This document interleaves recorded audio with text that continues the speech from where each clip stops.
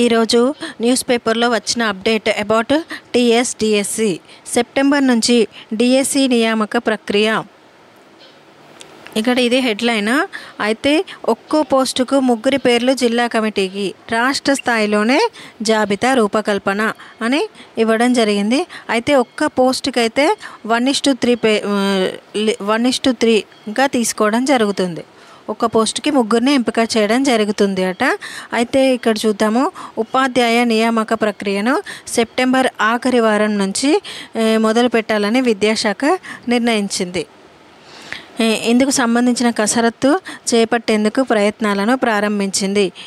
ఇక్కడ చూస్తే ఇప్పటికే ప్రాథమిక కీ అనేది విడుదల చేసింది. దీనిపై వచ్చే అభ్యంతరాలను పరిశీలించి నెలాఖరుకి తుది కీ విడుదల చేసే వీలుంది. ఇక్కడ చూసుకుంటే డిఎస్సి పరీక్ష రాసిన వివరాలను క్రోడీకరిస్తున్నారు. రోస్టర్ విధానం, వివిధ కేటగిరీల పోస్టుల విభజనపై అధికారులు దృష్టి పెట్టారు. పరీక్ష ఆన్లైన్ పద్ధతిలో నిర్వహించడం వల్ల ఫలితాలను తేలికగా వెల్లడించే వీలుందని అధికారులు చెబుతున్నారు. ఫైనల్కి విడుదల చేసిన రోజు లేదా మర్నాడు ఫలితాలను వెల్లడించే వీలుంది. ఆ తర్వాత వారం రోజుల్లో సీనియారిటీ జాబితాను రూపొందించే యోచనలో ఉన్నారు. రాష్ట్రంలో 11,062 ఉపాధ్యాయ పోస్టుల భర్తీకి ఇటీవల పరీక్ష నిర్వహించిన విషయం తెలిసిందే. అయితే ఇక్కడ కింద ఏమి ఇచ్చిందో అంటే కేంద్రీకృత ప్రక్రియ, రోస్టర్ విధానం, జిల్లాల వారీగా పోస్టులకు సంబంధించిన డేటా, ఇతర అంశాలన్నీ రాష్ట్ర విద్యాశాఖ డైరెక్టర్ పరిధిలోనే చేపట్టాలని అధికారులు భావిస్తున్నారు. ప్రతి జిల్లాలోనే టీచర్ పోస్టుకు ఇక్కడ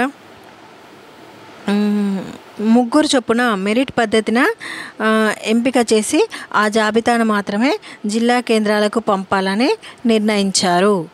అయితే ఇంకా ఇక్కడ కింద ఏముందంటే ఉపవర్గీకరణ అంశంపై సందేహాలు. ఉపవర్గీకరణ అంటే ఏంటిది మరి చూద్దాం. ఇక్కడ కొత్తగా భర్తీ చేసే అన్ని ఉద్యోగ నియామకాల్లో షెడ్యూల్డ్ కులాల ఉపవర్గీకరణను అమలు చేస్తామని ముఖ్యమంత్రి రేవంత్ రెడ్డి ఇటీవల శాసనసభలో తెలిపారు.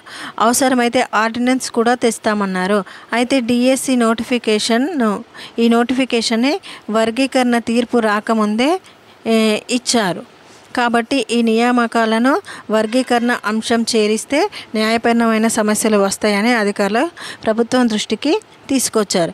అయితే దీనిపై ప్రభుత్వం నుంచి ఎలాంటి సమాధానం రాలేదని సీనియర్ అధికారి తెలిపారు.